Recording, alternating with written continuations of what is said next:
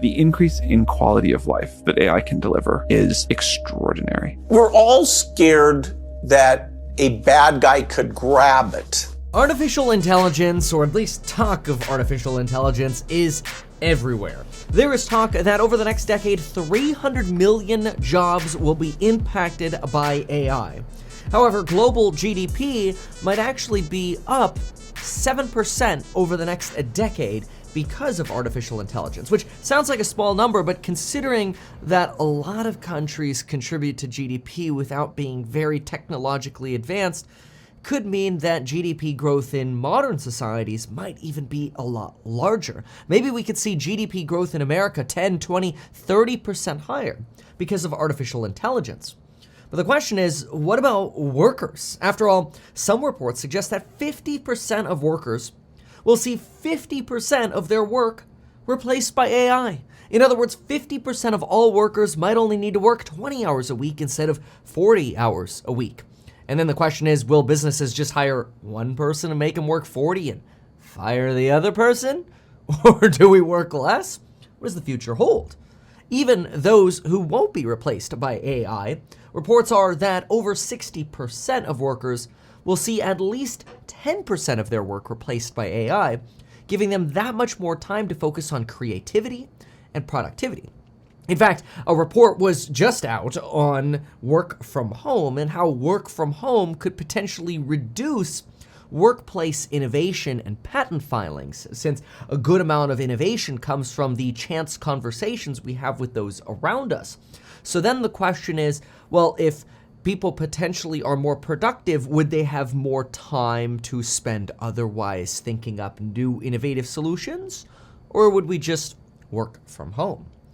And some say that today's relatively early versions of artificial intelligence are a joke, that there's really nothing to see here. In fact, you have people like Snoop Dogg thoroughly confused as to whether or not he needs to purchase an AI security guard, is his implication. But let's hear AI defined by Snoop Dogg in his own words. Man, this can hold a real conversation.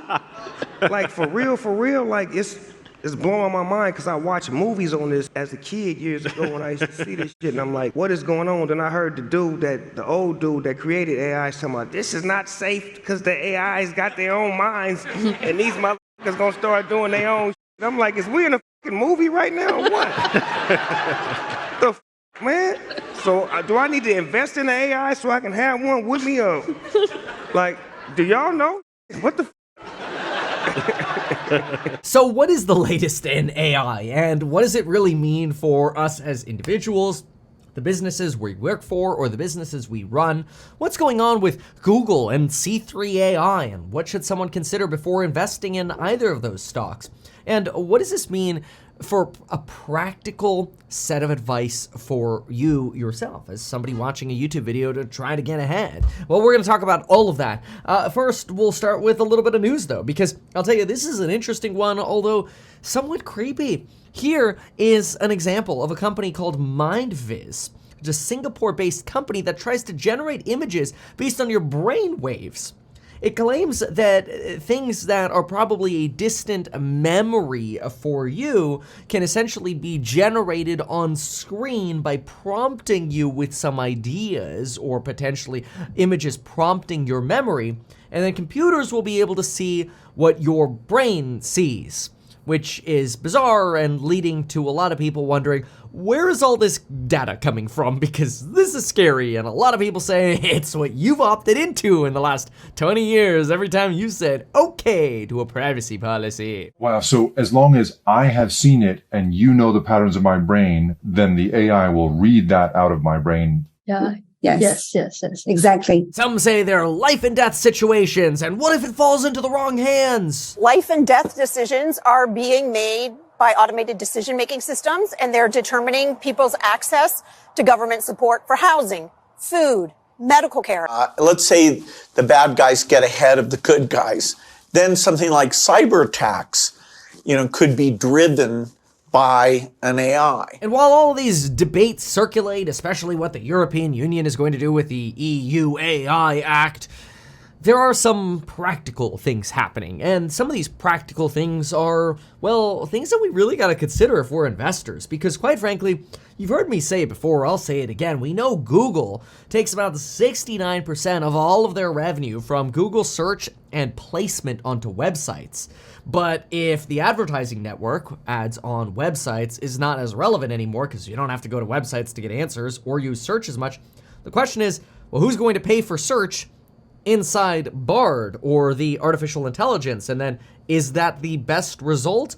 And so there are a lot of questions about, where is the profit going to go? But we already know that. But what we didn't know was, until last week, Google's I.O. event, that Google's apparently really good at copying other AI services that exist and then branding them as their own. I said it. I mean, hey, look, this isn't to say that Google hasn't been studying and researching hard their own AI products, but I have to say, Google's extend the image feature that they showcased here, showing a child whose parent took a photo of them with some of the balloons hanging off the end of the bench and kind of a gloomy background, being able to quickly adjust that image by pulling the child over and extending the image. This seems very awfully similar to Runway ML's infinite image generator.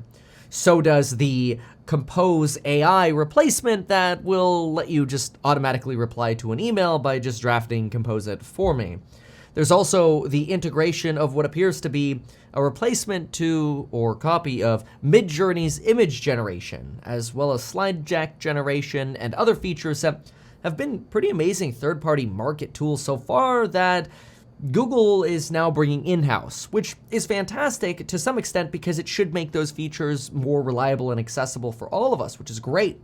But then the question and head-scratcher still becomes, okay, so how is Google going to profit off of those? We know that Google provides services like Gmail, but the free-to-use Gmail doesn't really generate revenue for Google, and Google services alone represent less than 12% of Google's income. Google Cloud is growing as a portion of the company's total income. But again, if you take out YouTube advertising, network advertising, and search advertising, you're still down now over somewhere around 77%, adding YouTube in there. So there's some concerns. Now, maybe YouTube videos will actually be even better and more relevant, because one thing that was very exciting was this announcement that there could be a globalization of YouTube videos, where basically my mouth could just be dubbed over with what I'm saying in a different language, be it Spanish or Italian or whatever, and my mouth could actually artificially be adjusted to match the words I'm saying in a different language to still provide the same context, but automatically translate it rather than manually translate it, essentially widening every YouTuber's reach. That's mostly a manual process now, but pretty incredible. And I have to say, Bard, pretty powerful compared to ChatGPT, especially with its ability to research much more recent data than OpenAI's ChatGPT. ChatGPT-4 and OpenAI suggest they're going to release browser plugins, or I shouldn't say browser plugins, rather chat plugins for their pro members within the next week. They've been saying this for a while, so fingers crossed those plugins come out. But for now, Bard, I have to say, very impressive. The question now becomes, is Google something that we can invest in? And I think that remains to be seen in terms of where's income actually going to come from artificial intelligence. And this is where I think a lot of businesses are just figuring that out. For example, the Wall Street Journal just reported that more than half of large financial institutions are currently using artificial intelligence to manage risk and compliance. Generative AI technologies can, after all, analyze vast amounts of data and provide deep insights into data they're fed almost instantaneously. Work that sometimes would take a compliance officer or risk officer hours to do, ChatGPT can answer for you quickly, or Bard, or other artificial intelligence generative AI technologies. Now, this is really incredible, even to the tune of running AI that can analyze the way that I'm talking to you to ensure that I'm sounding empathetic or relatable rather than scripted or robotic or somehow condescending. This is all really interesting and kind of creepy because, well, AI is going to be judging us quite a bit going into the future. In fact, some are saying if you want to get a job, you're going to have to learn how to pass an artificial intelligence interviewer. So you're gonna have to beat the bot interview in order to get to a human interview, reducing a lot of sort of that lower entry-level first layer style of work, the more mundane, which supposedly should give us more time to focus on what we really need to focus on, that sort of creative inspiration and putting pieces of a puzzle together. This is where the Wall Street Journal finds that business students who use AI when they're allowed to are actually more engaged in their studies and more satisfied with their education and outcomes than those business students who are banned from using AI.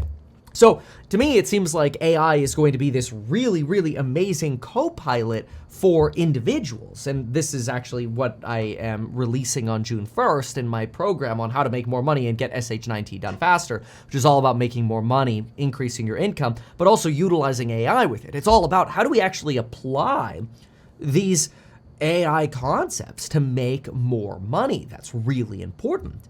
For example, Coca-Cola just released an advertisement showing the integration of AI, the AI software Stable Diffusion, and their generation of images, specifically these sort of more blurry, wobbly images here that you see when you kind of see these sort of almost still images that look like they've kind of been turned into a wobbly GIF, or GIF, however you say it.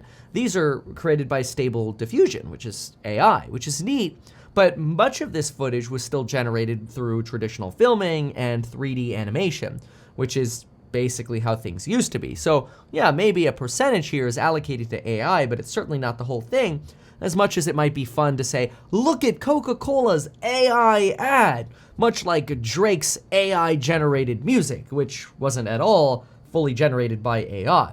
Just because a part was generated by AI doesn't mean we're gonna be out of work anytime soon. In fact, I think now it's incumbent, quite frankly, upon all of us to figure out exactly how to incorporate AI into our productive lives, our businesses, and to support the companies we either work for or operate to make sure we're being as productive as possible so we don't get left behind. And see, getting left behind is actually something that makes me question C3 AI. Yeah, now I want to be very clear here. I'm not somebody who's just trying to bag on stocks. I am a big fan of researching and understanding companies, but sometimes you just get more questions than answers. And let's just put it this way. C3 AI is a company that holds the ticker symbol AI. So obviously they've got a much better ticker than Meta, especially since the metaverse is now passé and AI is in. C3 AI, the stock was up like 25% today over this enthusiasm of this. This is a pre-release of their May 31st earnings. They just released this today on May 15th, and they're pre-releasing information from 16 days from now. And they're doing that, in my opinion, to capitalize on a lot of the hype that is circulating artificial intelligence right now, and that's reasonable. But what did they actually provide us? Well, they told us that their guidance was about 2% lower than actual revenue. So actual revenues came in, or expected to come in, 2% higher for the 3 months ending April 30th. And they talk about how the overall business environment for enterprise AI is more active than we have seen since the company's inception and seems to be accelerating. And they're talking about this increase in new deals that they closed. I do have a severe concern, though, with C3 AI, and that is how much of this company is basically supported by one customer, Baker Hughes. I hate to say it, but when you actually look at their last quarterly report, which ended January 31st, they reported $35.7 million of revenue from one contract, just one. $35.7 million divided by 66.669 is 53.5% of C3 AI's revenue came directly from Baker Hughes, which is just one company. In fact, here are the details of their contract, and you can see they have a contract that brings them all the way out to 2025, and they have minimum annual commitments of revenue from this one company. The question is, we don't know what rights Baker Hughes might have to cancel this agreement. And so personally, I'm not suggesting that Baker Hughes is going to, but this company is really heavily exposed to just Baker Hughes, more than half of their revenue coming from just one customer. And my concern is the following. all of this AI hype started at the end of February and really exploded in March and April. That's all well within your last quarter. And if AI really exploded in this last quarter, why did your revenues only beat guidance by 2%? And you have severe concentration in your existing revenue. Now, don't get me wrong. A company's balance sheet is strong, very strong. In fact, if you look at the company's balance sheet, first of all, on free cash flow, they generated free cash flow. At least they're guiding for free cash flow at this next report that they're releasing. They've got about 800 mil in cash. They've got about $60 million in bills, $24 million in long-term liabilities. None of this really a big deal. They've got plenty of cash to survive. They talk about being non-GAAP profitable, which is just a fancy way of saying, hey, if you add back in all the money we're spending on stock-based compensation, we make money. Okay, fine, but one of the things that I really think is at play here with C3 AI is the market is looking for opportunities to invest in artificial intelligence. We know that. That's why Microsoft ran. That's why Google started to rally again a little bit. That's why Nvidia took off, AMD, chip companies. Everything is rallying on this hopium of artificial intelligence.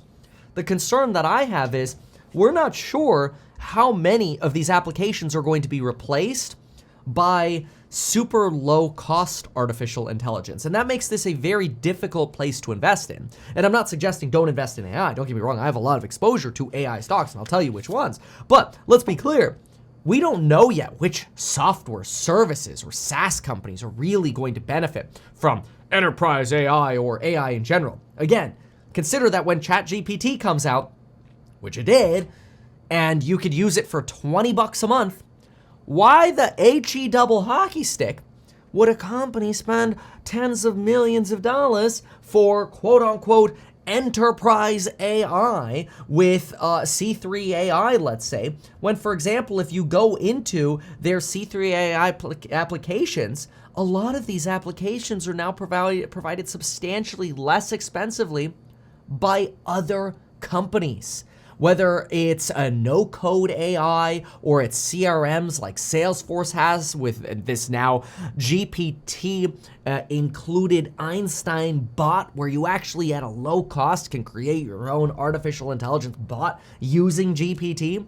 All of the infrastructure and R&D that went into a company like C3 AI, I think is actually in question because of the low-cost models we have now, like Bard or C3 or ChatGPT. Look at this, for example. See, this is one of the big benefits that C3AI talks about is, hey, we have a platform that's no code AI you can use. And they show this person sort of stringing together different AI. Well, if we just go to stack-ai.com, you can actually see build and deploy AI applications in minutes.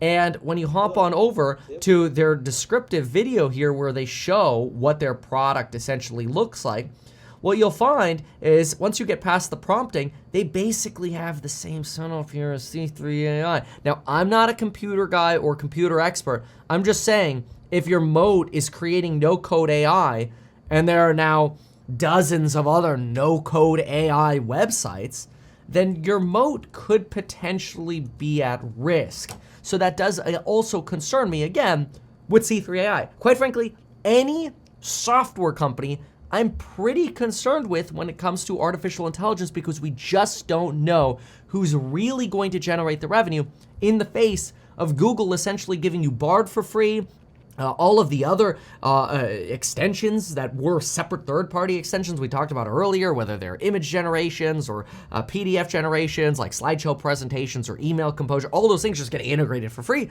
Where's the money going to come from?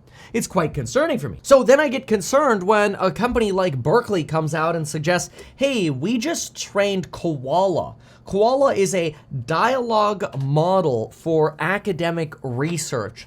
And we basically trained a model similar to ChatGPT, and we were able to do so in April 2023 for $100.